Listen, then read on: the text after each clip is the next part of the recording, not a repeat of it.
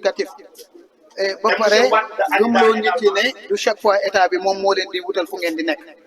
avec ces petites formations mën ngeen nekk def ay activités agricoles ak yeneen ak yeneen kon mun ñu lu dul rafetlu ko et je pense que pour une première édition c'est une grande réussite parce que gis nga ñi fi nekkoon ñëpp tout Saint-Louis était représenté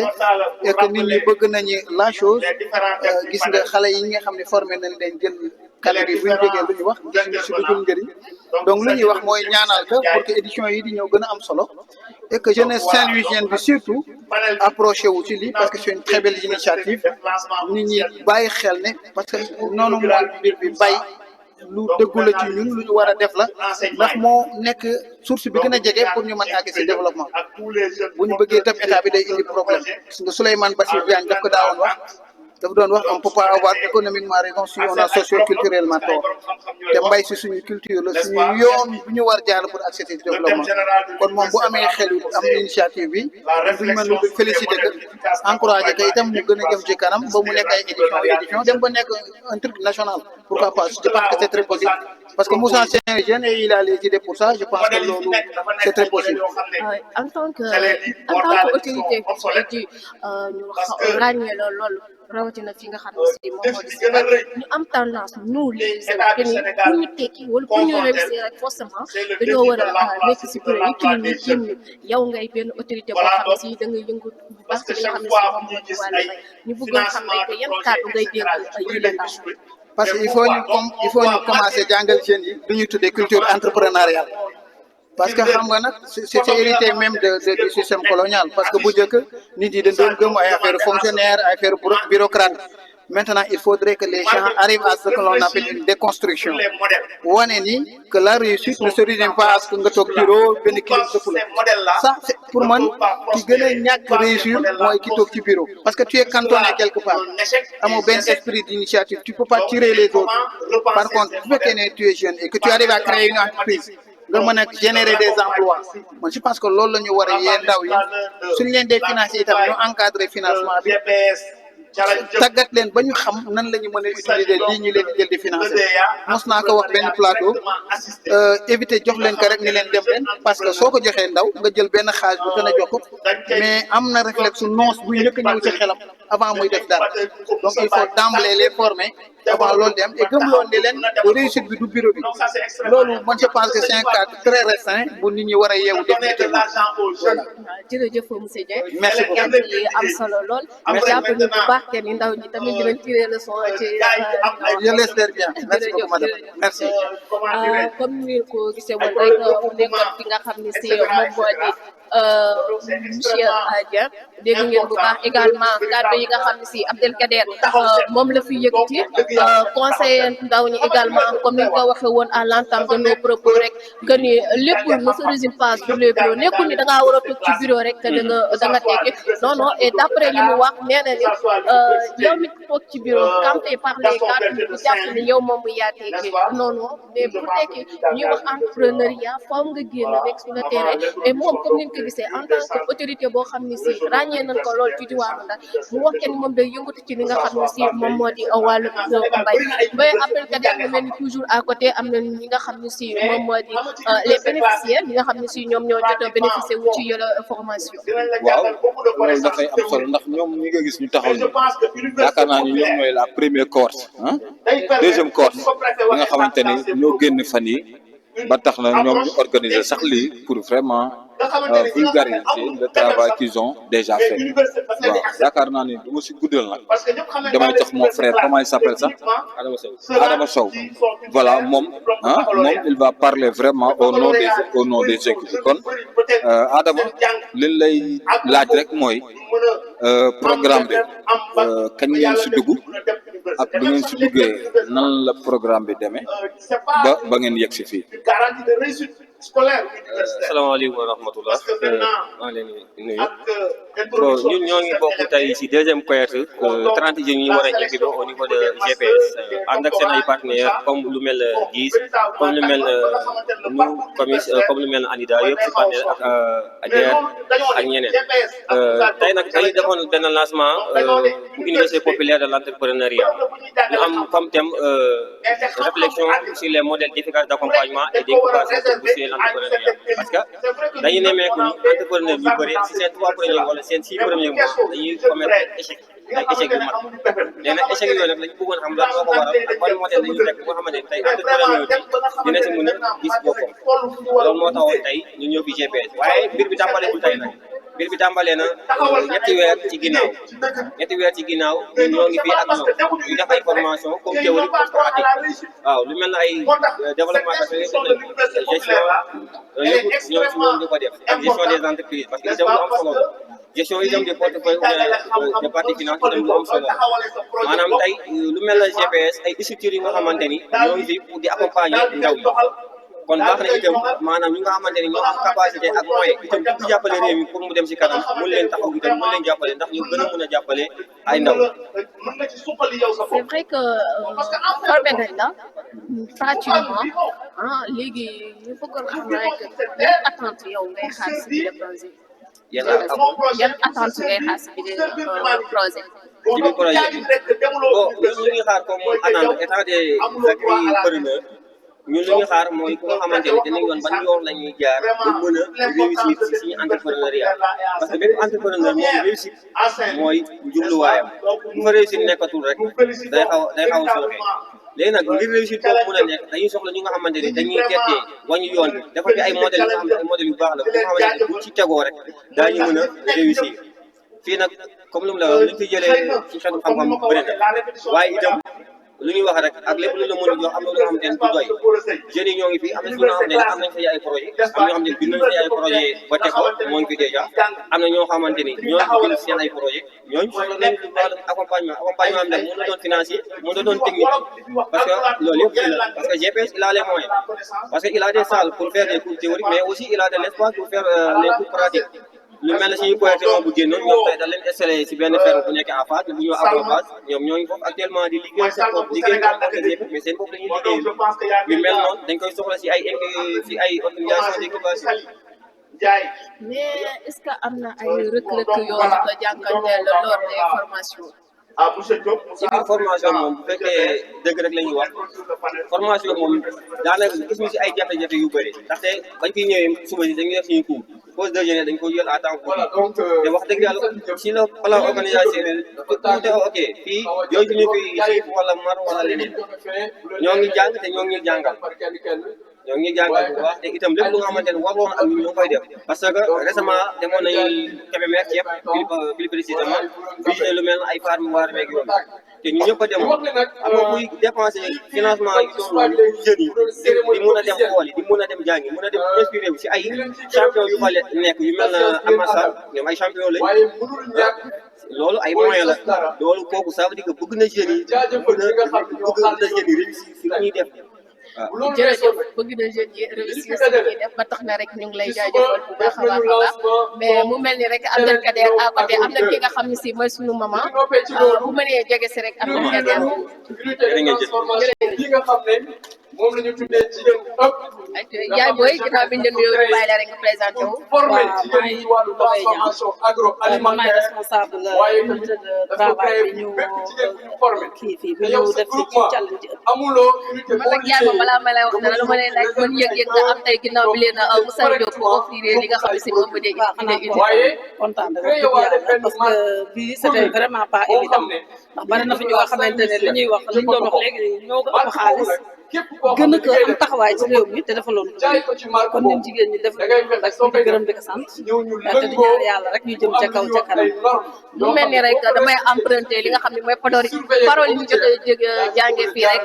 dëkk si dëkk bi dafa dëkk bi moo ko gën te gis nañ bu baax li nga xam ne si moom la Moussa Diop jàppale jigéen ñi rawatina itam ndaw yi waaye ba tax na noonu lay jaare rek yaay booy di la laaj liggéey bi ak ndaw yi ngay jàppale. ndaw ñi wax dëgg yàlla ay ndaw la nga xam ne ñu neex a jàppale lañ te liggéey bi dafa yemul ci ndaw yi rek ndax dañuy jàppale ndaw yi di jàppale parce que jigéen ñi gis ne am na ay xale mais aussi am na ay mag te wax dëgg yàlla ñu muy formé jigéen ñi nekk ay xale en entrepreneuriat noonu la ñuy formé ñun aussi en entrepreneuriat te loolu aussi dañu gis lu am solo la li ma doon wax léegi nii formation day am toujours dañuy wax suivi mais suivi bi c'est pas suffisant li tax c'est pas suffisant mooy ne jigéen ñi xamuñu nu gérer donc ku leen former en entrepreneuriat defal nga leen lu rëy a rëy. Et depuis kañ yaa ngi yëngatu si li ni mel depuis combien de temps. Man nag dama naan ba ma nekkee xale ba tey je suis actrice de développement jàngalekat la mais j'ai toujours été actrice de développement parce que jàmm gën laa juddoo fa laa màggee te dañu amoon benn association bu ñu daan wax ADD association pour le développement de Diamaguène mu nekk ay jeunes filles ma nekkoon président de OGF c'était l'organisation des jeunes filles du temps loolu moo amoon donc man développement dama cee yàgg. mu nga yàgg dox si développement yaay booy yàgg gën aussi jigéen nekk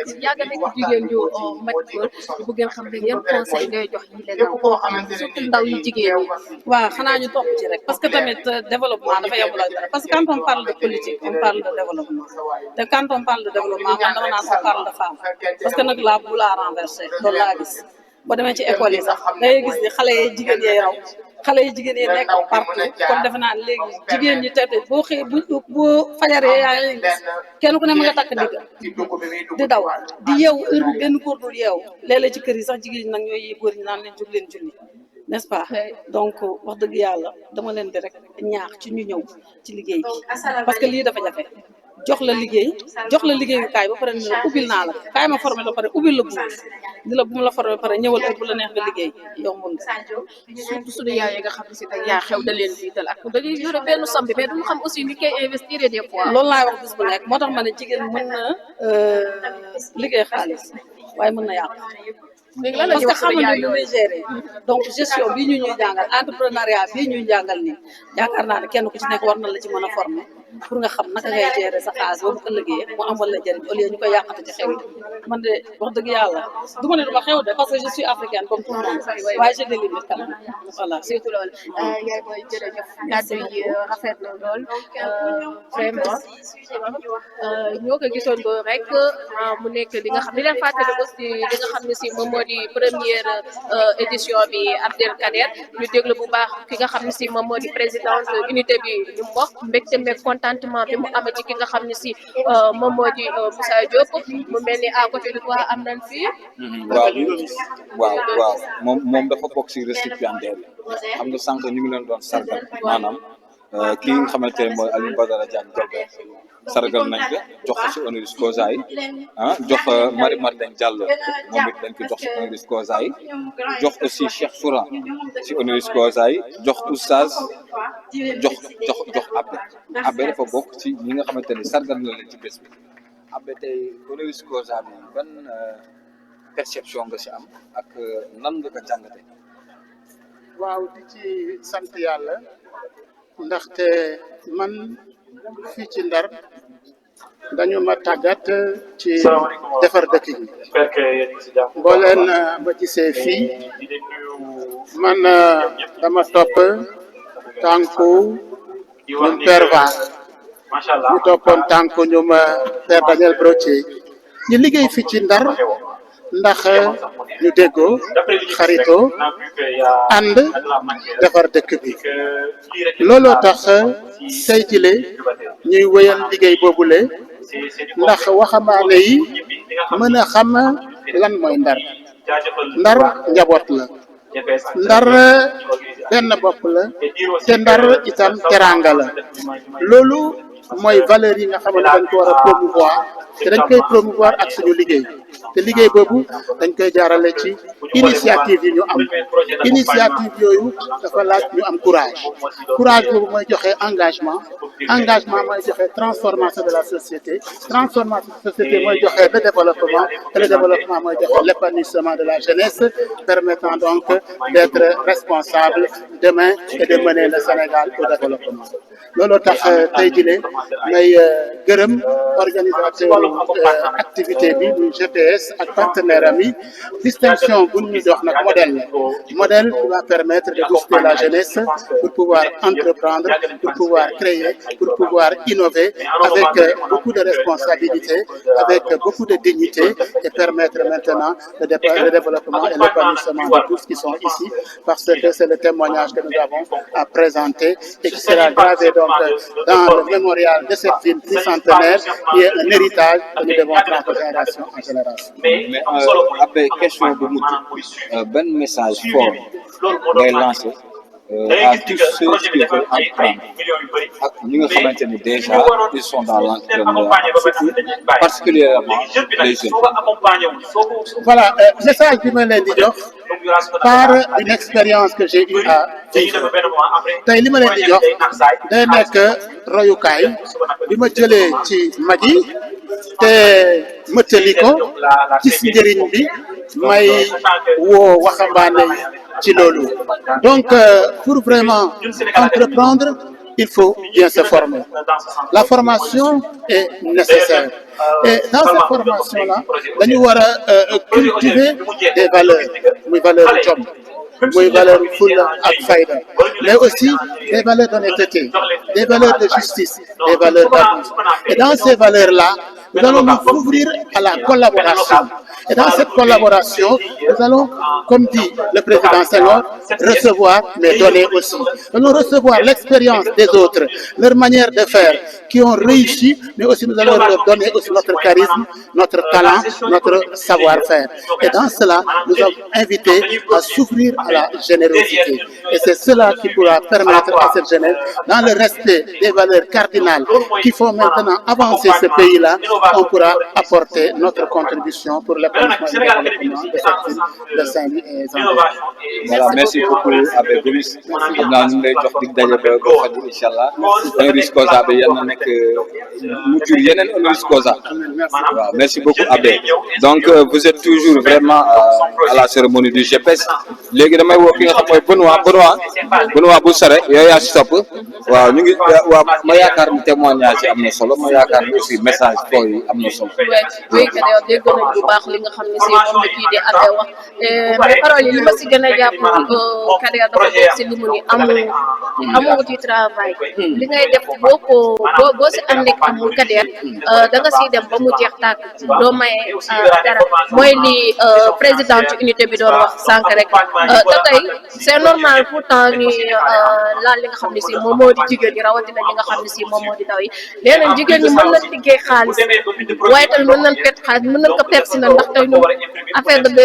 événements folklore yi moom moo ñu neex ñun daal la ñuy xew daal Kader si li ma ko wax si suñu yaay toj naa fa waaw nu ma fa tojee yebbi naa 1 million yooyu amaana su ma jëloon benn 500 000 investir que dina am lu ma jël benn 500 000 bi peut-être wala pourquoi pas benn 300 000 ma def ci sama xew mais non amaana tey buñ ko wax ñu noo kii dafa soxor dafa ma iñaane mais li nga xam ne si moom la présidente unité bi doon wax sànq rek pour mën a ñëw rebondir encore une fois ci li nga xam ne si moom la Abbé wax moo tax ma ni des fois amour bi mooy des parce que amour bi bu si nekkee Kader 1 franc boobu soo xalaatee non 1 franc bii daa si def rek te bëgg naa mu produire dara ndaxte bu nekk booy liggéey dara profit bi moo nga làqu sa ginnaaw rek nga wax ka nga ñàkk kaa wax aussi également. Tout à fait, je pense qu'avec une goutte de volonté on peut soulever des montagnes et vraiment je pense que Abbé loolu junj waaw beneen bu mu wax mooy je pense que c'est la volonté oui la volonté aussi volonté boo ko amul rek waaw Benoît mon frère Benoît bàyyi ñu ñëw mon frère Benoît ñëw la laaj rek waaw Benoît waaw moom Benoît Sène la yaakaar naa ne waa Ndar Média miin nañ ko waaw ndax plateau tour de table yeeg ñëpp wax dëgg yàlla ku yàgg di ñëw merci beaucoup waaw monsieur Sène ñu laaj ne vraiment projet bi ngeen nekk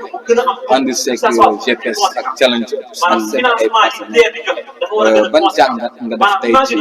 li fi jot a xew si suba ba léegi. waaw jërëjëf monsieur Kader maa ngi nuyu vraiment tous les téléspectateurs de Ndar Média TV di nuyu technicien wu kii bi mooy télé bi bon man nag Benoît Sène laa tudd comme ni nga wax mais tey ci casquette coordonnateur de l'association internationale Action Sénégal Belgique laa fi ñëwee bon donc benn association la boo xamante ne qui sont dans la formation des jeunes surtout les jeunes enfants talibés de la rue ñuy lutter contre la maltraitance des enfants bon donc GPS nekk nag suñu partenaire parce que GPS ñun dañoo spécialisé wu en formation agriculture formation entrepreneuriat et tout ça donc ñun mooy les enfants talibé yi nga xamante ne ci dañ leen di gis si mbedd ñuy taxawaalu mooy bu ñu nekkee ay adolescent mais lan la ñuy doon lan mooy seen avenir ëllëg moo tax ñun puisque ñun ci loolu la ñuy liggéey moo tax on est en partenariat avec GPS xam nga pour di leen recruter fële ca Pikine tabax nañ fa benn centre boo xamante ne ci xale yi ci dañ fay jàng ñaw dañ fay jàng ay métiers du numérique informatique et tout dañ fay jàng tamit ay sérigraphie tout ça bon vraiment xam nga loolu mooy firndeel suñu teewaay bi en dehors de Moussa Diop tamit mooy nekk suñu xarit nekk suñu wóolare nekk suñu am di jàmm ñu ñëw soutenir projet bii mu nekk projet bu ama solo parce que buñ ne université populaire de l'entrepreneuriat xam nga mooy dañ ciy woo ñëpp mooy comme li préfet wax dafa nekk loo xam ne c'est inclusif mooy du rek xam nga université mooy foo ko daan dégg mooy da ngay jàpp mooy ñi am bac ñu jàng ba am bac dem université mais fii dafa nekk université boo xamante ne même koo xamante ne CM2 rek nga yem yow xanaa ci war nga muy dara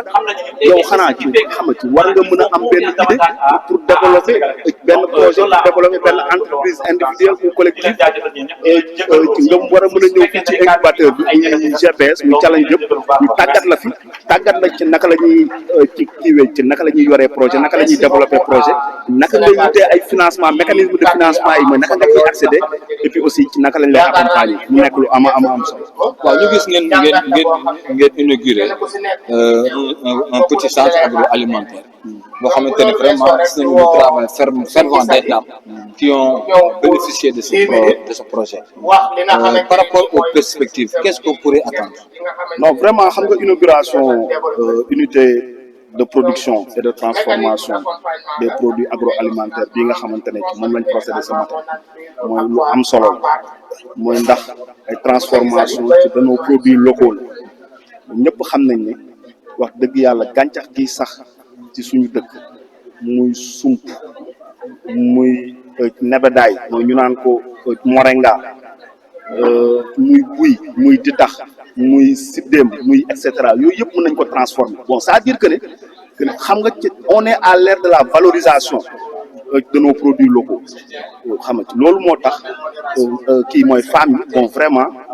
ci GPS mooy tàggal leen wutal leen unité de transformation bi bon parce que lu am solo la mooy parce que jigéen ñi soo leen tàggatee ci transformation ci kii mooy des fruits et légumes il faut que nga wutal leen benn cadre bu ñuy liggéey bon parce que sinon rek bu ñu tasaaroowee mooy xam nga ci du ñu am fu ñuy liggéey mais bu ñu amee benn cadre rek boo xamante ne mën nañ fa daje xam nga daal lancé seen benn marque te nag lancé nañ benn marque bu am solo xaw ma ndax yéen ngeen ko muy la marque la Saint-Louisienne voilà mooy nga xamante ne ci lépp loo xam ne ay jus la xeetu jus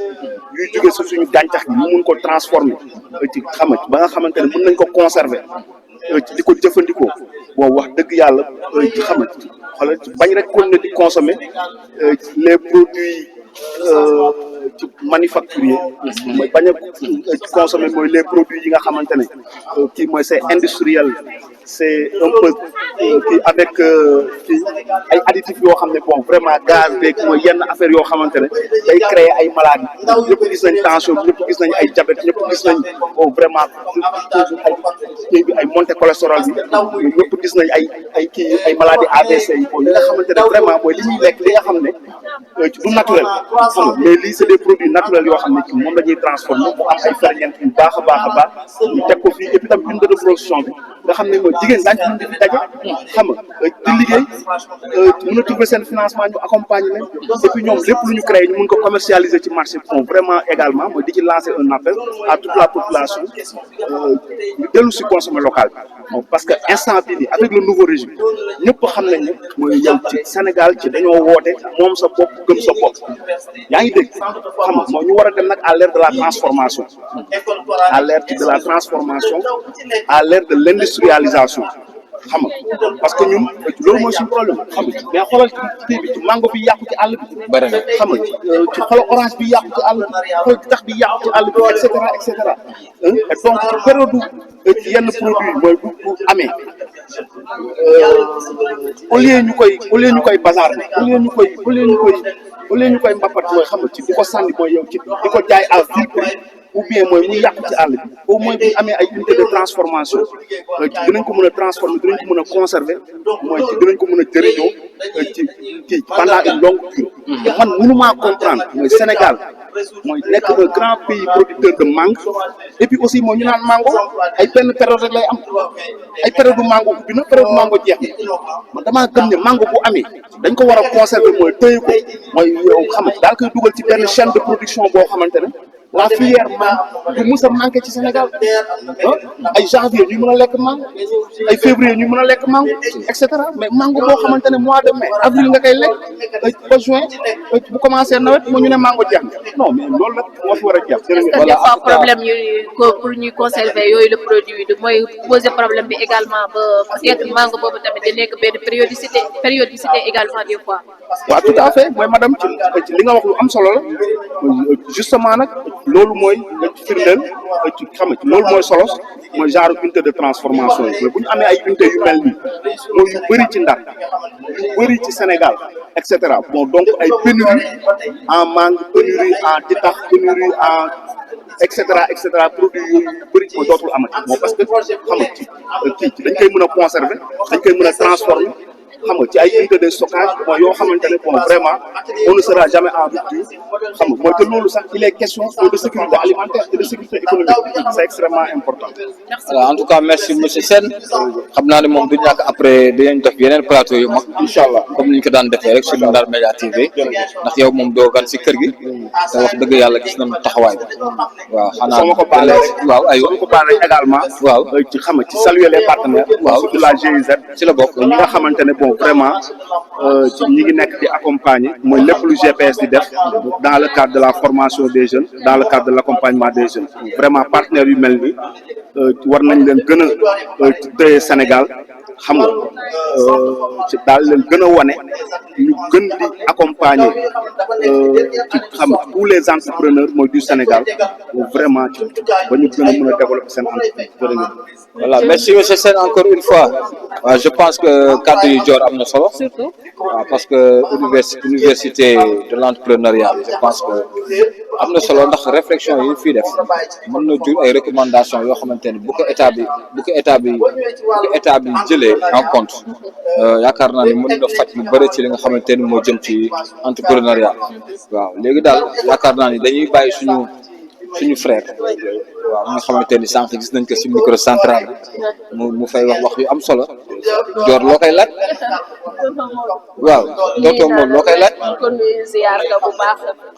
bu ko moom d'habitude souvent dañ koy gis ci genre cérémonie yu mel nii tout le temps moom nekkul koo xam ne doon dañ koy présenté ci fii ci diwaanu Ndar tonton Modou naka nga gisee tey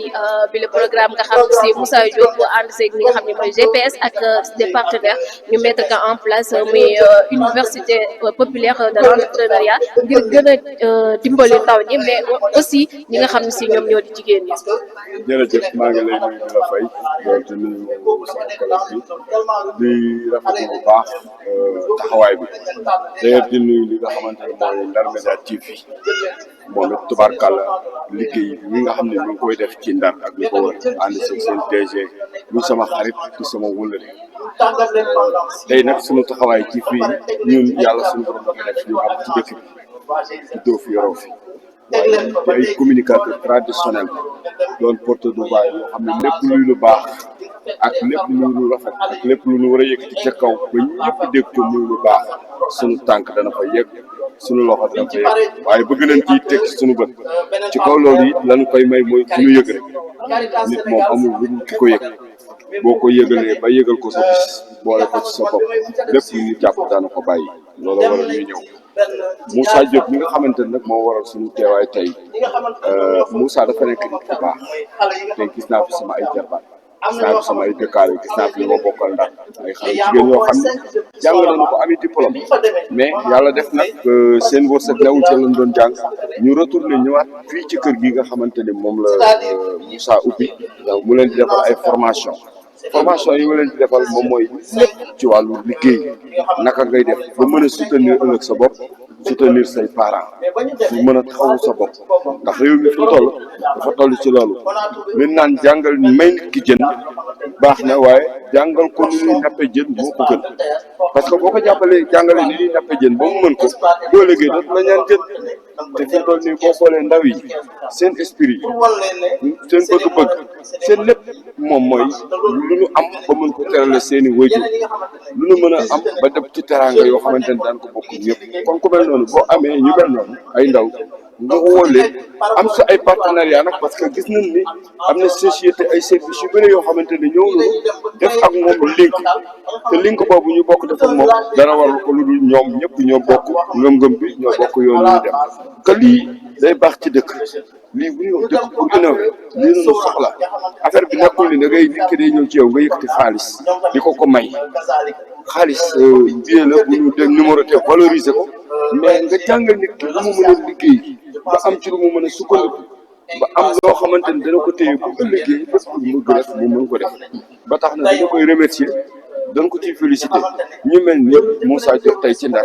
ñu doon am moom ak ñeneen ci Ndar bu yàggee da nga gis chômage dana fi jeex rawatina ci bërëb bi gis nga la présence du préfet gis nga imam de Saint-Louis gis nga évêque bi tubaarkàlla l'abbé bi ñun ñëpp te ñooñu ñooy Ndar ñooñu ñëpp bokk nañ teew boole koog nag ñun les communicateurs traditionnels may Modou Bey Mbaye représenter les communicateurs traditionnels wax dëgg yàlla duñ def lu di kontaan di rafetlu lii bu baax a baax. jërëjëf jërëjëf frère xam naa ne moom yow moom dañuy tamit rafetlu taxawaay bi. waaw ndax jotaay yu mel ni yéen seen teewaay bi sol waaw di rafetlu kàddu yi waaw di. ma ñëwaat nag ci beneen façon. waaw ba tey Malick Diop Seck. Malick Diop Seck doomu ndeyu Moussa Diop teew naa fi ñaari casquette teewal naa les communicateurs traditionnels mais teewal naa Malick Diop Seck parce que c'est un ami à moi sama frère la dafa am ngànt am fu mu tukki waaye mu woo ma yabal ma ni ma mu demal fekk na Moussa it woo na ma de param yëgal ma lu mel kon loolu day wane rek mooy bokk ak yoon ngaraan kaa ñu dem kon yàlla def jàmm yàlla def jàmm. am na waaye sa tonton wax na de. waaw xaaral ñu joxaat la keneen nga bàyyi la ak moom. waaw sëñ bi ginnaaw bi ba la nuyoo rek di bàyyi la nga présenté wu. jërëjëf sama rak sama jigéen sama xarit maa ngi tudd Djibi Seck Gawlo communicateur traditionnel fii ci Saint-Louis du Sénégal doon animateur ca télévision TFM yaakaar naa noonu laa tudd. yaakaar naa noonu laa tudd monsieur Seck kon nag nuyoo bi am na solo lool ba tax na rek li ñu demandé tonton Modou rek lan lay demandé yow tamit naka nga gisee li nga xam ne si moom la Moussa Diop mettre en place tey journée bi de.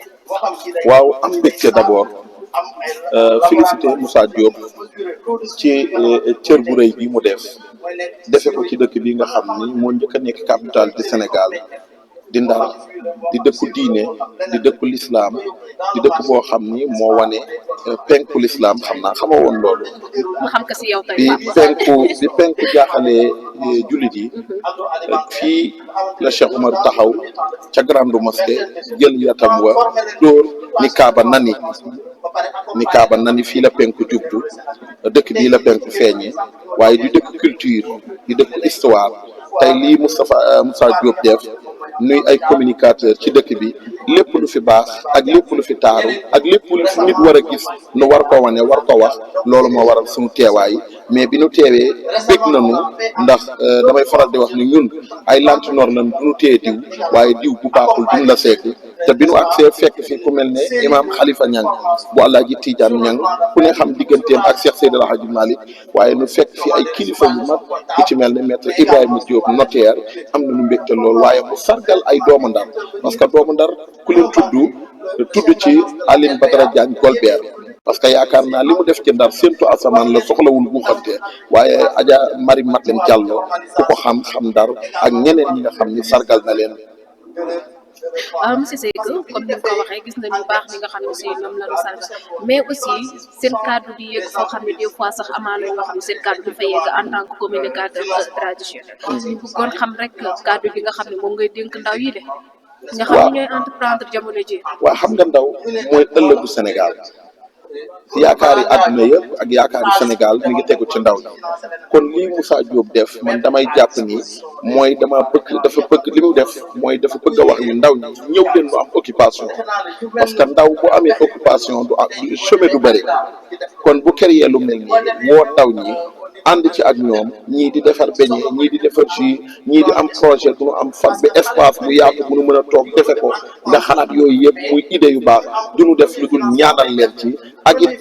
fépp fu nu mën a taxaw ci Sénégal te am kàddu war koo mën a wax nu yuux ko ba ñëpp dégg ko parce que olof day faral di wax salaat ak ñax du nu benn bala nga koy xam nga mariné te yaakaar naa xam nga loolu salaat ak ñax bala ngay xam ne du nu benn nga mariné te billaay new du moroo pomme du moroomu new kon Moussa Diop daal tey def na taarixu Ndar def na li nu xamee Ndar wane na Ndar mais ànd ko population de Saint-Louis ak jeunesse bi nga xam ne ñoo nekk fii ci Saint-Louis di gërëm nag télévision bu mag bi Ndar Média TV parce que tubaarkàlla olof yi li ñuy faral di wax ni ku yokkul yaa wàññi dafa dolli waaye wàññiwul dara damay faral di wax ni Ndar ba mu daj benn télé fi am mooy Ndar Média TV parce que du nu wane lu ñaaw du nu wax lu ñaaw te fu cérémonie bu baax boo xam ni intérêt Ndar ak liy jëmale Ndar ca kanam ña nga fa ñoom daanu ñëw jiitu jël seen table samp te duñu xaar dara. muy lu normal nag donc parce que kat dañuy Ndar Média TV la télé de doomu nag kon c'est tout à fait normal ñi gën a jege saa su nekk ñi nga xam ne si moom moo di population seen liggéey di xam li leen di neex ñu ciy dox mais aussi bëgg li leen di neex également ñu ciy dox mais tamit di xam li nga xam ne moom moo leen di métti ñu koy fësal ba mën a saafara loolu métti ba tax na rek duñu def leen lu dul jaajëfal la bu baax kàddu yi am na solo vraiment amul mbégte aussi bu baax bokk ak yow plateau bi de mais également njàngat gi ma tiré si yow maanaam bu wolof bu xóotee sax neex na muy loolu ba tax na duñu def leen lu dul sant la gërëm jërëjëf ñi ngi lay sant ñu nit di la gërëm di sant sunu frère bi parce que yaakaar naa ku jaay juróom-ñeenti màggat xam nga lu sa maam di jar te lii nga nu jox neexatum ceen ndax bi nu juddoo ba tey damay faral di wax doomi géwal bu taawloo muuma tas na yaakaar yi bàyyam kon ñun lii nuy def mooy suñu cër félicité encore une fois Moussa Diop ñaanal ko suñu borom defal ko tawfiq ci lii mu def macha allah. kii nag ñu dalal mooy Moussa Diop borom bés bi mënta ñàkk waaw moom nga xamante ne vraiment ñu koy félicité di ko encouragé si initiative du GPS ak challenge bi jël ak ses partenaires pour cette université populaire vraiment lii léegi président wala monsieur le maire man xamatuma lu may wax kon Dior ma wax la exactement loolu lañ ko mën a qualifié parce que dañ ko gis tey si beneen facette bi ba tax na rek pour ñu qualifié ko day xaw a jafe daal dañ boole facette yëpp rek boole ko dafa ko jox ko waaye parce que li ñu wolof wax rek dëkk si dëkk bi dafa dëkk bi nga gën te mais en tant que jeune tey dafa am lu mu wane Kader parce que yàgg na moo gisee yenn autorités yu nekk si dëkk bi quand même mais moom xaaru ci jeune tey jii dafa ñu wan yoon bi que ni tey fukki dërëm bi bu ma ko amee su ma jëlee juróomi dërëm bi jox ci samay parents jox ci samay famille c'est tout à fait normal ma boole ak localité bi nga xam ne si fa laa dëkk ba tax na rek Kader dama lay joxaat rek kàddu bi muy noonu. waaw kon dama koy laaj bu ndaw rek ma ne ko Moussa au fait initiative bi lan moo ko waral qu'est-ce qui a suscité justement cette initiative de créer justement cette université vraiment liée populaire liée à la waaw merci beaucoup Kader mon très cher ami donc maa ngi lay doon ñu ne la waxal copain rek parce que xam naa ne question yi ma posé yaa ngi ko gën a xam parce que ñun ñoo bokk vraiment jamono bokk aussi lu ñuy taxawee donc ngeen may ma rek ma félicité leen déjà seen équipe bi man dafa bokk si li ma gëm mooy que jeunesse bi tey ñoom ñoo war a jël les choses et que ñoom ñoo nekk actuellement di wane ni pare nañu yéen aussi ngeen def loo xam ne ci lay tàmbalee mooy opté ñëw Saint-Louis dëggal seen bopp teewal Ndar mais surtout toog Ndar malgré condition économique yi fi nekk di def pour mu dem donc aujourd'hui c'est ce que fait Ndar Média c'est ce que fait beaucoup de jeunes à Saint-Louis maintenant ci biir dynamique boobu ñun ci la ñu ñëwee wax ne écosystème bi il faut am ñu nangu ñëw toog mais au-delà de ça aussi il faut ñu créer ay yeneen mécanismes au-delà de ñëw rek samp dara il faut ñu créer ay mécanismes d'accompagnement parce que yow bi ngay doogee ñëw da ngay am jafe-jafe pour toog kon keneen bu ñëw aussi day am même jafe-jafe donc on s'est dit donc il fallait créer loo xam ne ku ñëw rek dina fi mën a fekk lu ko gunge ñi fi nekk daal ñu mën a am lu leen gunge donc initiative bu université populaire de l'entrepreneuriat li ko indi mooy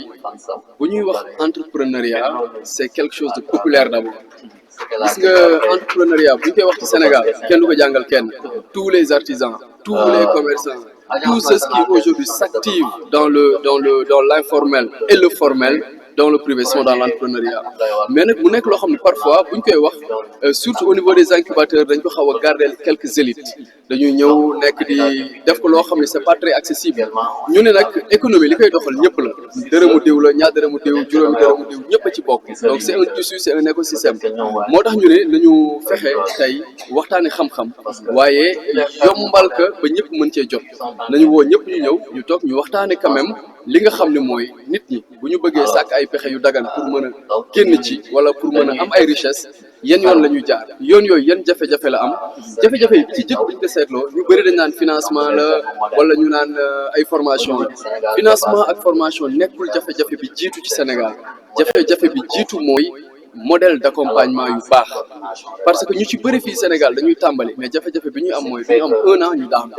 léegi nag modèle d'accompagnement yooyu dañu ne woon tey nañu woo ñëpp ñi nga xam ne dañuy liggéey ci wàllu accompagnement woo entrepreneurs yi woo écosystème bi woo ñëpp ñoo xam ne ay doomu ndar la ñu waxtaane ko ñu ne ndaw bi nga xam ne wala jigéen bi nga xam ne wala nit ki nga xam ne dafa bàyyi liggéeyu boppam sax ñëw di entreprendre maanaam di sos li mbiru boppam moom naka lañ ko war a gunge boobu naka la ñuy def ba mu jaar yoon ndax ñun fii ci ndar am na ñu bëri ñuy def loolu mais li ñuy waxtaan bëriwul lu ci ëpp dañuy daje rek ci ay séminaire def suñu activité dem tey nag dañu bëggoon bu ñu dajee kenn ku nekk wax moom naka lay liggéeyee wax yan jafe-jafe lay am waaye jeunes yi tamit wax ñu ñoom ci ñun li ñuy liggéey ak ñoom yan jafe-jafe lañ ci gis ak lan mooy yoon bi gën a baax tey boo dégloo sànq ngi sali fi mu wax mi ngi expliqué ñoom un peu partout à travers le Sénégal modèle yi ñu essayé modèle yooyu nga dégg ANIDA di koy wax mu naan la ñun sax am na noo xam ne ni ñuy def moom ni ANIDA daf ñoo xaw niroo ñun keroog dafa am benn modèle boo xam bi ñu ko tàmbalee ba dajee ak waa ANIDA daf ñu ñëw leen ñu dem ngeen xool suñu ay modèle fermoir bi par exemple ñu jóge fii dem ba Kébémer dem xooli ko on s'est rendu compte effectivement que suñu modèle yi dafa am ay similitude et on s'est dit mais attendez pourquoi ñun duñu waxtaan ñu xool lii baax ñu wane ko li nga xam ne doxul ñu wax ko aussi ñu mën ko moytu mais surtout ñu fexe ba nga xam ne alal ji ñuy def ci wàllu entrepreneuriat mën a jur dara xale yi bu leen di accompagner ñu mën a nekk ay champion donc loolu moo ko indi maanaam booy def dara day toll benn moment da nga war a taxaw évaluer ko xoolaat ko càmbaraat ko li ci baax nga gën ko baaxal li ci bon aussi nga mën ko. bon man Kader j'avais juste 2 questions yoo xam ne si aussi dafa ñor trop ma bëggoon ko poser parce que déjà bi may lire li nga xam si moom moo di référence bi dama gis que ni affaire bi c'est affaire intercommunale ndaxte il y a différentes communes yoo xam ne si ñu ngi ci biir tey première édition bi ñu lancé que fi nga xam ne si moom moo di ci ville bi léegi ci commune yooyu y a Pal y a Fass y a Gandon peut-être ainsi de suite ma bëggoon xam est-ce que mën na xaar peut-être déwén incha allah 2e édition bi ñu génnee ko fi nga xam ne si moom moo di si ville bi pourquoi pas yóbbu ko ci yeneen zone yi comme que ci mel ni Pal wala pourquoi pas sax sama dëkk Fass oui voilà et 2e question bi ma am c'est par rapport à l'entrepreneuriat le mot même parce que sànq ci biir discours am dama dégg muy wax loolu li ni mel mu ni souvent nit ki danaan man entrepreneur la damay entreprendre alors que au fond du li xamul sax lan mooy entrepreneur boobu moo bëggoon xam rek moom en tant que entrepreneur tey du ma wax homme politique mais en tant que entrepreneur ba nga xam ne si tey dafay motiver jeunes yi ba mu jaral tey mu construire benn structure boo xam ne si jàppale ndaw ñi lan la mën a définir li nga xam ne si moom moo di entrepreneur. waaw mais lu am solo la question bu fondamentale la parce que kii wuyoo entrepreneur ndax nekk na ko loolu mooy question bi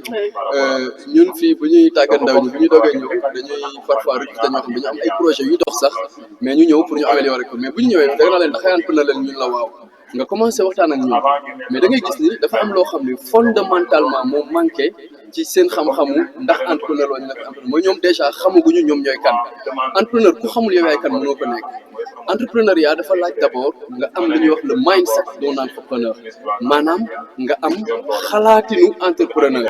mooy parfois mën nga wax ni esprit bawol par exemple esprit bawol bu ñu koy wax xeetu esprit entrepreneuriat la waaye bu ñuy wax esprit entrepreneuriat dëgg dafa am ay caractéristiques yu entrepreneur war a am un entrepreneur ça doit être quelqu'un de patient ça doit être quelqu'un de patient mais aussi quelqu'un de volontaire dafa war a nekk ku am volonté mais aussi entrepreneur dafa war a nekk ku xam boppam xam lan la mën ak lan la tële ak li muy dugg yan connexion la am ak ay valeur am waaye tamit xool moom lan la mën a mënul lu mu am ak lu mu amul ak fan la mën a dem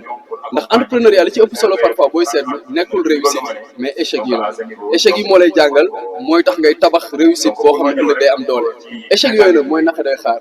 moo tax boo naan tey lan mooy entrepreneur dama naan la mooy ki am d'abord mindsetu entrepreneur mooy ki xam fi mu jëm xam li muy wuti pare pour dékku gàllankoor yi ba du ma sa bàyyi moo tax ñun ñu ngi ko tënk ci terme challenger c'est quelqu'un qui se challenge qui challenge les difficultés maanaam koo xam ne moom toujours day adresser ay défis parce que dama lay jox benn exemple tey entrepreneur agricole bi dem lépp banque xaalis dugal ay millions ci suuf si départ mu am maladie wala mu départ mu am bekkoor wala nga gas sa forage jënd sa ay équipement jënd say intrant démarré ñun la forage bi dafa am xorom li may sama waajur wax bari ki dem ñu gasoo ko ñaari forage mu nga ñaari yëpp saf xorom ma ne ko waa léegi li ñu def mu ne ma xam nga man li nekk ci biir suuf si mënu ma ko xam dañu def rek wuti ko lu ñu fa fekk moom la ñuy jël mais mu nekk ay difficultés yoo xam ne boo dëgërul dëgg mënoo ko muñ li ci des mooy aussi entrepreneuriat li may wax toujours ndaw ñi mooy balaa nga naan naam ne fa faaw nga xam fan nga jëm li ci des mooy faaw nga xam li ngay def léegi nag loolu yëpp li koy yombal mooy gunge bi parce que nekkul loo xam ne da nga koy judduwaale nekkul loo xam ne xëy na da nga koy jàng ci l'école mais day nekk loo xam ne da ngay décider pour dem ci boo décider pour dem ci day am lu muy laaj pour nga mën ci dem voilà. Parce que souvent c'est des projets yoo xam ne millions des milliards. waaw donc si dispositif yi nga xamante ne système mais aussi wax léegi ak sa yeneen partenaires donc loolu la amul benn genre cadre harmonisé boo xamante ne am na ay outils référentiel unanime yoo xamante ne képp koo xamante ne jënd nga ci sélection boo toppee le Canada di nga si réussir donc couverture risque nan ngeen koy farloo di jëlee si seen ay activités. waaw xam nga ça dépend ci li ma njëkk wax mooy entrepreneur kenn gënu ko nekk si problème parce que yow yaay liggéey di jël ay nit ñuy liggéey nga wutal leen ñoom sécurité sociale di leen verser IPRES te yow amuloo amul dara lu lay couvrir yow dañ lay wax ne kii da nga ko war a fay xaalisam dafa am ay droit te yow amuloo benn droit yow bu sa entreprise daanoo yaa dem dëbb loo fay nit ñi donc moom déjà dafa exposé wu trop amul trop lu ko encadré ci Sénégal loo xam dina ko protéger beneen bi mooy aussi bon entrepreneuriat aussi dafay changer tey ñu ngi dem ci ère start-up par exemple yi nga xam ne ci àddina bi yëpp ñoom ñoo def quand même la différence mooy entreprise yi nga xam ne dañuy xëy màgg noonu lañ koy waxee mooy entreprise yi nga xam ne dañuy xëy rek màgg am doole tey boo gisee lu mel ni Facebook nga gis lu mel ni Tesla nga gis mais lu ci ëpp day nekk entreprise yoo xam ne aussi day lëngoo ak xarala yu yees yi lu mel ni web fii ci Sénégal boo ko gisee dafa xëy rek egg ci kaw donc yu mel noonu jamono ji dafa am aussi nu ñu ko war a mën a encadrer Sénégal amoon na sax benn loi bu ñuy wax la Start-up Act et tout mais dafa dese am accompagnement loi boobu ba léegi mënaguñ ko exploiter te mbirum start-up yooyu noonu tamit ci jamono dafa nekk loo xam ne bu fekkoon encadré nañ ko ni ko loi bi waxee ñu defee ko ko doon dimbali entrepreneur bi mu am tuuti cëslaay waaye mu am aussi ay quelques garanties waaye li ëpp solo ci loolu mooy ñu delloowaat ci accompagnement bi ñun modèle bi ñuy def loolu moo ci gën a jiitu dañ naan dañu fexe ba entrepreneur bi bañ a nekk quelqu'un de précaire socialement parce que la précarité sociale mooy yow nga nekk si activité boo xam ne mënuloo fay weer wu dee activité boo xam ne da nga siy def say bien muy dem te xamoo fu muy mucc donc il faut maintenant ñu am un système d'accompagnement boo xam ne day garantir entrepreneur bi ba moom du perte temps du exposé wu à des pertes tout le temps mais au moins dina am ay garanties mën a am ay possibilités évoluer sans problème. Voilà, mais dernière question, juste pour ne pas te retenir trop longtemps, parce que xam naa ne gars yi ñu waxaat si président bi. En fait, après cette université de l'entrepreneuriat, quelles sont les perspectives pour le GPS international? Oui, les perspectives de GPS Challenger tout à l'heure sama naataango bi mooy la question bi ne est-ce que mën nañu xaar ëllëg université bi génn feneen université bi bëgg nañu beneen yoon bu ñu koy def mu itinérant ñu organiser ko ci yeneen i bërëb yu bokkul ndax ñetti fan yi fii ci Ndar lañ koy def mais bëgg nañu yeneen fan yi beneen buy ñëwaat am ci fan yoo xam ne feneen ak feneen lañ koy def Challenge Up aujourd'hui ak GPS mu ngi gën a ubbeeku mu ngi lëngoo ak ay structures internationales démb rek ñu ngi waxtaan ak benn start-up bu nekk au niveau de Dubaï boo xam ne ñoom dañoo bëgg lëngoo ak ñun am ay technologie yoo xam ne bëgg nañu weccoo ko pour ñun ak ñoom ñu am ay projets yu ñu bokk ci wàllu naka la ñuy accompagner ndaw ñi waaye surtout naka la ñuy jëlee digital bi dugal ko ci accompagnement bi ba mu gën a efficace ndax ñun li ñu doon joytu mooy wàllu suivi évaluation bi wàllu natt gi données yi nga xam day manqué et que ñoom loolu la ñu bëgg ñu liggéeyandoo ci ensemble am na aussi yeneen partenaires yoo xam ne tey muy les Belges di les Allemands mais surtout aussi les Espagnols yoo xam ne tey commencé nañu lëngoo di ubbi ay xeetu waxtaan ci ay perspectives di wax ni rek fi ñu gis ni fa la Challenge Up bëgg jëm daal ci at yi ñu jëm mooy mu nekk un hub boo xam ne day maasale Sénégal yëpp waaye day génn dans la sous-région nekk un hub africain comme ni ko waxee. Voilà, en tout cas merci beaucoup et ñu ngi lay souhaiter comme ni ko tubaab bi di waxee une bonne continuation di wax ni aussi di lancer un appel aux jeunes vraiment qu'ils viennent rejoindre les initiatives faites par GPS et Challenge Up parce que avec une goutte de volonté on peut soulever des montagnes et nous pensons qu'avec ces types d'initiatives il y aura plus de chômage. Il y aura moins de chômage quand même. Il y aura plus de chômage, mais il y en aura de moins en moins. Voilà. En tout cas, merci beaucoup et bonne continuation. Merci, ça a été un plaisir. Et félicitations à toute l'équipe de Ndar. Ah, mais on est ensemble comme d'habitude. Merci beaucoup. Merci beaucoup. Je pense que waaw mën nga leen boo ñu ñëw waaw ñoom ñu ñëw waaw nañ ñëw waaw kenn par kenn. Voilà donc je pense que yéen a ko doon dégg c'était le principal instigateur de cette université populaire de l'entrepreneuriat, voilà, qui se déroule pour 3 jours avec Challenge Up et GPS en compagnie de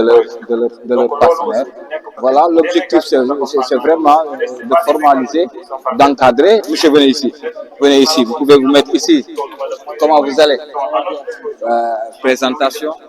Mr. Ndiaye, conseiller technique à la GIZ pour le programme Réussir au Sénégal. Ok,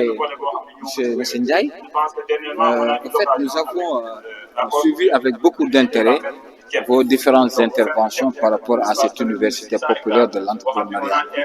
Et je pense qu'avec le programme Réussir au Sénégal, maintenant tout le monde connaît un peu. Voilà. Quels sont les axes justement d'intervention du programme Réussir Sénégal? Et qu'est-ce que, dans la zone nord, la GIZ a réalisé? Merci beaucoup. Donc, nous sommes le programme Réussir au Sénégal. Nous sommes aussi dans la zone nord depuis 2018-2019. Donc, la coopération allemande a plusieurs projets, parmi lesquels le programme Réussir au Sénégal, qui est à sa 7e année d'exécution et qui se profile maintenant vers sa fin. Et je pense que l'antenne nord du programme Réussir au Sénégal englobait les régions de Saint-Louis, Louga et Matam. Et depuis l'année dernière, nous sommes concentrés seulement sur les 2 régions qui sont Louga et Saint-Louis. Je pense qu'au niveau de la région de Saint-Louis et de Louga, nous avons réalisé dans le cadre du programme Réussir au Sénégal plusieurs activités. Déjà, le programme est articulé autour de 3 axes. D'abord, l'insertion professionnelle qui est axée sur un processus d'accompagnement, des mécanismes d'accompagnement centrés sur les centres de formation professionnelle, n'est-ce pas, et qui consiste un peu à relever les plateaux techniques des ateliers transit au niveau des centres de formation professionnelle. Je rappelle que les ateliers transit, d'ailleurs, c'est des modèles d'incubation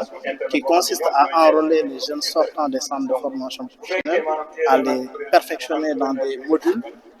identifiés selon les besoins de l'économie, mais également c'est un tremplin, n'est-ce pas, pour les jeunes qui sont sortis donc de ces centres de formation professionnelle, d'intégrer harmonieusement le marché du travail. Parmi les mécanismes également d'accompagnement de ces jeunes-là, il y a l'offre de stage, qui est donc un mécanisme d'emploi aidé par la mise en position de stage, qui consiste à faciliter le stage à ces jeunes-là, en leur trouvant, par l'intermédiaire également de ces centres de formation professionnelle, des entreprises ou des maîtres artisans où ils peuvent s'intégrer et faire des stages de 6 mois pour perfectionner donc leurs compétences, n'est-ce pas, dans les différents domaines identifiés. Et nous, notre soutien, au-delà de trouver, n'est-ce pas, du stage, c'est de leur fournir également une facilitation dans le cadre donc, de la prise en charge du transport ou dans le cadre de cette indemnité de prise en charge du stage. Au-delà, nous avons également, même l'année dernière, élargi cette offre de stage à d'autres structures publiques et parapubliques, également privées, ou des jeunes, ou d'ailleurs d'abord un mapping des besoins en demande de stage et en compétences a été effectué au niveau des différentes entreprises. Ensuite, nous avons lancé, n'est-ce pas, des appels à candidature auprès des jeunes. Nous avons donc sélectionné ces jeunes et nous les avons placés donc, dans des entreprises en appuyant également l'entreprise et ces jeunes-là par la mise à disposition, n'est-ce pas, d'une indemnité de stage. Donc ça, c'est pour l'axe 1. Donc il y a également d'autres activités que sont les activités d'appui au niveau des journées portes ouvertes, les activités de formation, de mise en relation et d'accompagnement vers les mécanismes, n'est-ce pas, d'encadrement et de facilitation à l'insertion. Le deuxième axe, c'est l'entrepreneuriat, qui est également un segment très important donc, de l'intervention du programme Réussir au Sénégal. Et dans cet axe-là, on peut identifier donc, le modèle de projet d'incubation que nous avons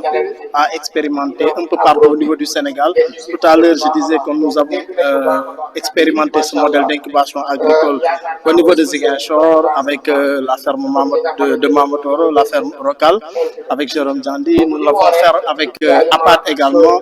au niveau de Djouloulou, nous l'avons expérimenté au niveau de Sédou et de Ziguinchor avec Déclic, l'association Déclic. Nous l'avons réalisé également avec Saurange, Caritas et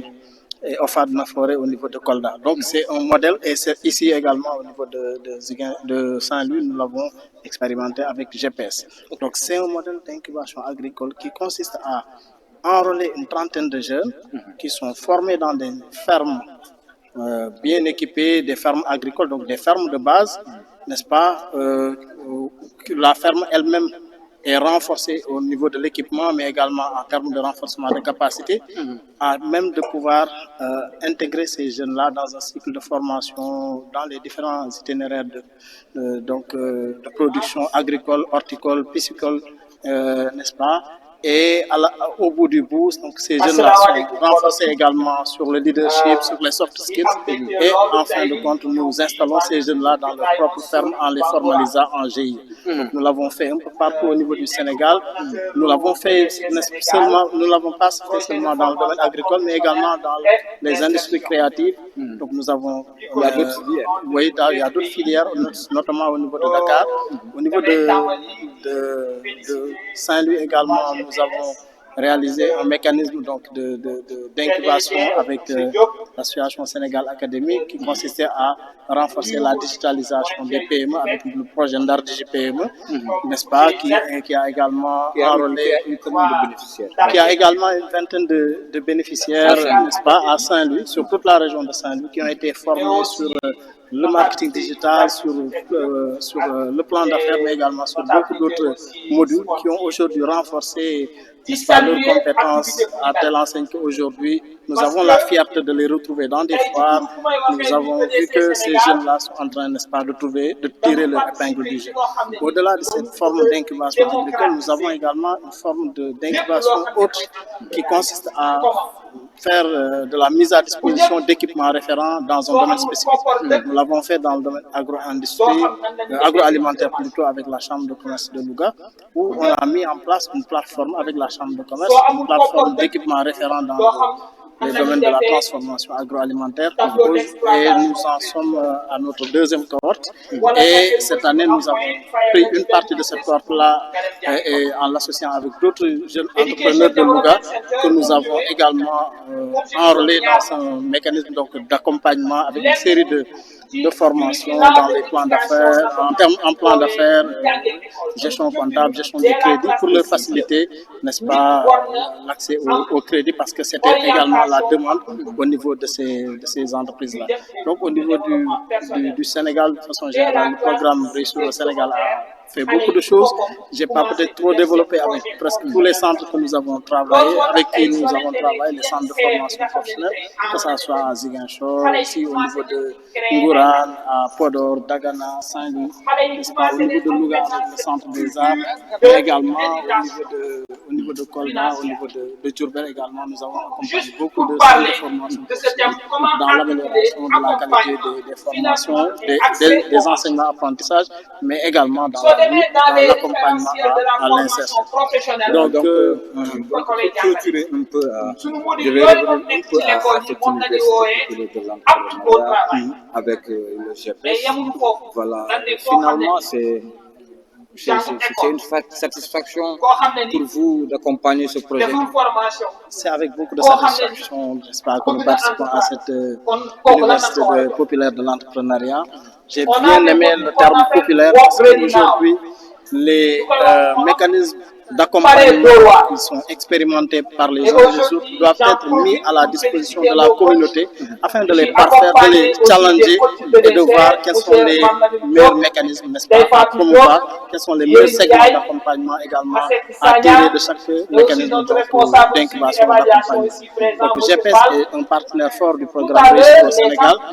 L'année dernière, j'ai dit tout à l'heure, nous étions dans le cadre de la cohorte du projet Challenge Innov Agro, mais on a beaucoup de satisfaction dans la mise en œuvre donc, de ce projet-là. C'est ce qui leur a valu que cette année, nous sommes revenus pour, n'est-ce pas, renouveler cet accord donc, de financement qui lie le GPS et le programme Réussir au Sénégal. L'année dernière, on avait enrôlé 30 jeunes. Cette année également, on est à 30 nouveaux jeunes, en plus des 30 jeunes de l'année dernière que nous allons installer dans nos propres entreprises. Donc les universités populaires, c'est une occasion unique et exceptionnelle pour les jeunes, pour les incubateurs, pour les projets et programmes, n'est-ce pas, d'aller à la rencontre, n'est-ce pas, de la communauté, des bénéficiaires et de challenger nos modèles d'accompagnement, n'est-ce pas, et de pouvoir, n'est-ce pas, les valoriser et tirer un peu le meilleur de ce que nous faisons et le mettre à la disposition de toute la communauté. Voilà, merci beaucoup, M. Ndiaye, le représentant de la GIZ dans la zone nord. Voilà, en tout cas, nous. Conseil technique, mais voilà, il y a un chef d'antenne, il y a également le chargé de contrat achat, également l'équipe logistique avec le chauffeur. C'est toute une équipe voilà, qui est certes réduite avec le contexte de fin de projet, mais quand même nous sommes là pour continuer à accompagner le temps qui nous reste au niveau de Saint-Louis. Voilà, merci beaucoup M. Ndiaye et merci aussi de nous avoir donné ce petit entretien voilà, qui entre vraiment dans la collaboration entre Ndar Media TV et vraiment GPS avec tout ce qu'il fait. Voilà, donc nous vous souhaitons une bonne continuation et espérons vous revoir toujours dans le processus. Ce sera toujours avec plaisir. Voilà, merci beaucoup. Merci beaucoup. Donc, yaakaar naa ni fi ñu toll nii moom dañuy tëj affaire bi. toll nii waaw docteur kon neex na waaw kon sant leen gërëm leen waaw jox leen dig daje ba fan yi rek ci beneen université d'été voilà merci beaucoup. Et on sait qu'on ne peut pas tout faire. C'est la raison pour laquelle au même moment que nous gérons l'insertion et le financement, on tend la main à des structures comme 3FPT, des structures comme GIZ, des structures comme Sénégal Académique, qui est un centre d'incubation, qui vous donne un cadre d'expérimentation des jeunes par rapport à leur savoir-faire. Vraiment, ci gàttal EDC Sénégal avec PFPI, avec son programme Paré Dóor son programme apte au travail, voilà, joindre l'utile, learning by doing la nek. Ci jeunes yi dans les établissements, collèges, ay visites d'entreprise lañ leen yóbbu, ay organiser ay journées portes ouvertes, mais aussi à créer. On est aujourd'hui dans des établissements où les jeunes ont épargné plus de 900 000, 1 million. Et ça, c'est pour développer l'école. Faire maintenant une école de la communauté, par la communauté et pour la communauté. Et au niveau des communautés aussi, créer un link entre les centres de formation professionnelle. Les CFP et autres là ne doivent pas uniquement être pour les écoles, il faut des apprenants. Mais GIE Bouti Kogne dafa wara am place ñeu dugg. Voilà donc maintenant notre modèle. Et je sais que dans les ateliers et tout cela, nous y reviendrons. Merci beaucoup. jërëjëf monsieur Bangoura ñu ngi lay jaajëfal bu baax a baax ci kàddu